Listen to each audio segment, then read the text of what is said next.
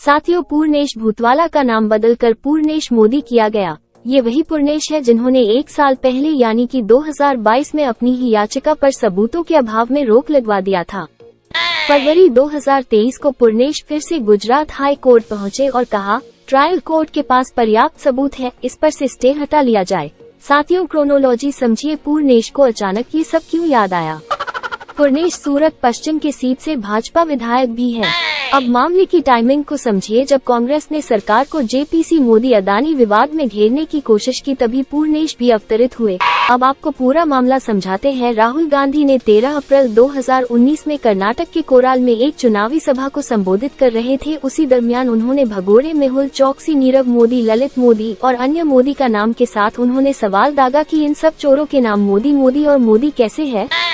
बस इसी पर पूर्णेश भूतवाला ने मुकदमा दर्ज कर दिया। अब कानून कहता है कि जिस पर टिप्पणी की गई हो उसे ही खुद सामने आकर मुकदमा दायर करना पड़ेगा, इसलिए कोई चूक ना हो। इस पर राहुल गांधी के वकीलों ने दलील दिया कि यह मामला मोदी सरनेम से जुड़ा और पूर्णेश मोदी, जिनका नाम पहले पूर्णेश भूतवाला था और वो उस समाज से आते भी नहीं, इसलिए मामले को रफा दफा कर दिया जाए। मगर कोर्ट ने उस दलील को नहीं माना क्योंकि पूर्णेश के मौजूदा नाम में मोदी है। मार्च 2022 में पूर्णेश ने खुद गुजरात हाई कोर्ट से उस मुकदमे पर स्टे लिया सबूतों के अभाव में।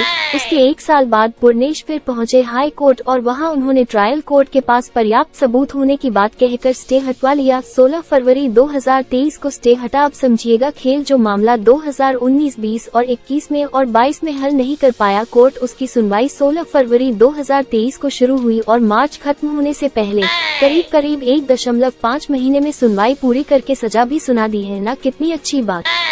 अब कोर्ट इतनी जल्दी में क्यों था, तो उसको भी समझ लीजिए। राहुल और उनकी इंडियन नेशनल कांग्रेस मोदी अदानी के मुद्दे को लेकर मोदी सरकार को घेरने में लगे थे, तब संकट मोचक बनकर आए पूर्णेश।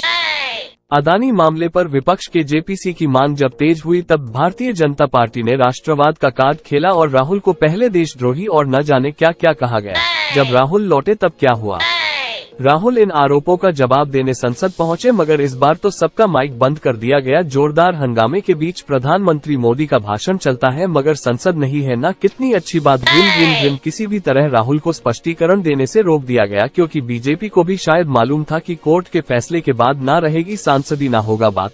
अब फैसला आ गया गोली की रफ्तार से। 16 फरवरी से सुनवाई शुरू हुई। 23 मार्च को राहुल को शहीद कर दिया गया। उसके बाद आनन फानन में संसद ने राहुल की सांसदी भी खत्म कर दी है। न कितनी तेज रफ्तार सरकार, न रहेगी बांस न बजेगी बांसुरी।